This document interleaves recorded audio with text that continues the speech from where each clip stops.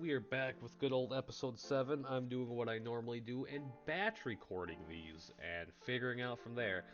I realize, yeah, we'll keep her on there. I have a different commander that I'm doing as a. I deleted the EDH rec again.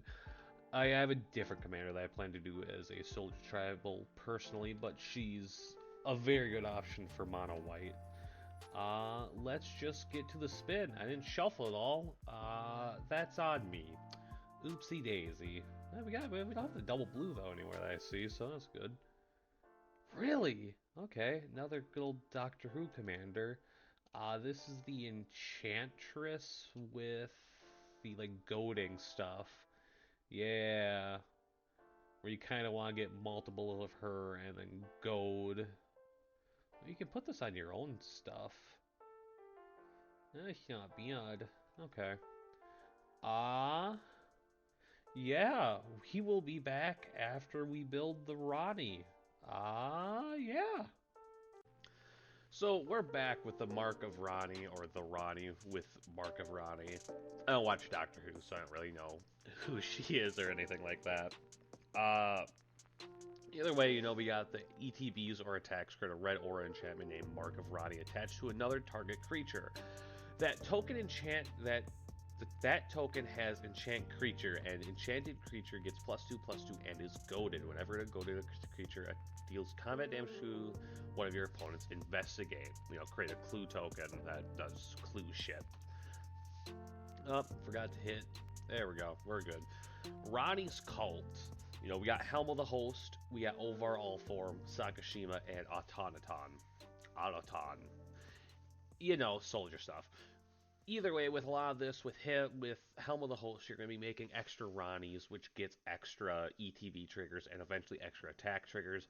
Olvar is going to copy stuff that's targeted by an instant or sorcery, so your opponent's instants or sorceries, your instants and sorceries. It slaps. I love Olvar. I want to build a mono blue Olvar deck, which I maybe is on the wheel. I don't remember. Sakashima, a classic legendary copier, making the legend rule not apply to permanents, which helps out with Olvar a million percent. And then Automaton, which is ETB's copy, as a copy of any creature and isn't legendary and has Myriad, which will have the ETB triggers, which really good. Myriad with Rani kind of slaps just because of ETB. But no, all these were kind of instant includes when I thought of the Rani and what she's doing, just because of all the extra Ranis, the extra attacks, the extra ETBs. Blink and you'll miss her. We got Deadeye, we got Displacer, Essence Flux, Ghostly Flicker, and Thassa's Deep Dwelling. A lot of this stuff will have you flicker your creatures, end step anytime you want, whenever you cast a non-creature spell, and then when it's paired. All these are smart includes, with Olvar, Displacer Kitten can go fucking crazy. I love Displacer Kitten Olvar, fucking slaps. Essence Flux and Ghostly Flicker will copy with Olvar, making multiple Ronnies. Thassa's will just obviously flicker at end of turn, and Deadeye you can just kind of do it whenever you want, which kind of slaps. Target spells to go off of Olvar, we got Demonic Gifts, Undying Malice, and Supernatural Stamina. I think I took one of these out because they come back into the battlefield tapped. I think I took out Undying Malice, but I'm not 100%. It was either Supernatural or Undying, just because of something that was more important than having it come back. Yeah. Either way, these are really good spells for protection for your commander. If someone's like, oh, I'll exile them, or not exile, I'll kill them. Exile, these don't help you. If they Swords to Plowshare you, you're fucked. Yeah. A little bit extra. Uh, you do have the goading thing already going on, and you do make extra tokens. So this, whenever it enters the battlefield or attacks, it will goad, and whenever a goaded creature attacks, it deals 1 damage to its controller. That's just good if you can Mark of Rani a bunch of them. Nightfall, you're going to be sacrificing those clues to them. Geode, landfall stuff, you're going to be playing land, so obviously. Bothersome, so you can get in there and attack them if all their creatures are goaded. Eye Tyrant, whenever it attacks, it will goad creatures, and then one of your opponents, the attacking player, will each draw a card and lose a life. This one can be cut if you don't really like it, just because you're giving a player a card, and then you are also losing life. Either way, you got Frit Rag, Cunning Investigator. Uh, it's just goading creatures and then deals combat damage to a player. If that creature had to attack this combat, you put 1/1 counter on Fit Rag and draw a card. You're drawing cards without losing life then with from Keskar. Agitator Ant, they're already goaded, so they might as well put 1/1 counters on their creatures. It's just an extra little thing for you because you also get this, and your creatures aren't goaded because it's your end step. Baloth will make sure even if they don't have the Mark of Rani, they'll be goaded, especially if you start putting Marks of Rani's on Baloth. Very smart thing right there, and then you also get creatures for goaded attacking or blocking a creature dying. If, their random agitator and that's goaded attacks and dies, you get a treasure. It's a pretty good, I love Baloth. We've built a deck around him. He is one of my favorite from Baldur's Gate. We're back to that. Keeping spells safe. This one is very specific for me because you want to keep certain spells safe and out of your hand just in case you're forced to discard, you're forced to draw 7 new cards. You can foretell them and then keep them safe. Even if he dies, they still have foretell because they've gained it and they're already out on into the foretell realm. And whenever you cast your second spell each turn, you're goading a creature. You don't really care about this, you care about the foretell. What is our end game, though, with the Rani? How are we going to just kill and slaughter our opponents? Vampire for targets. Oh, maybe we did keep Undying Mouse. Maybe we didn't delete one of them. Either way, you're going to be... way this works is you want Demonic Gifts. This is the card you want with it. These two are just extra, if that makes sense. And I mean, yeah, they're extra cards for this cycle.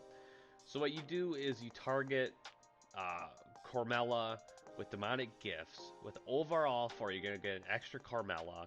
You sacrifice the 1 to Ashnod's Altar, and essentially what you can do is you can do a thing where with Ashnod's Altar's manas, the mana you make from Ashnod's Altar, the mana you make from Cormella, the 2 Cormellas, you're going to have infinite mana, and you can bring some version of these 3 or, other cards back from the graveyard and keep targeting stuff, keep making Olvar triggers, keep making triggers from Displacer Kitten, and keep just making a whole lot of Rani's.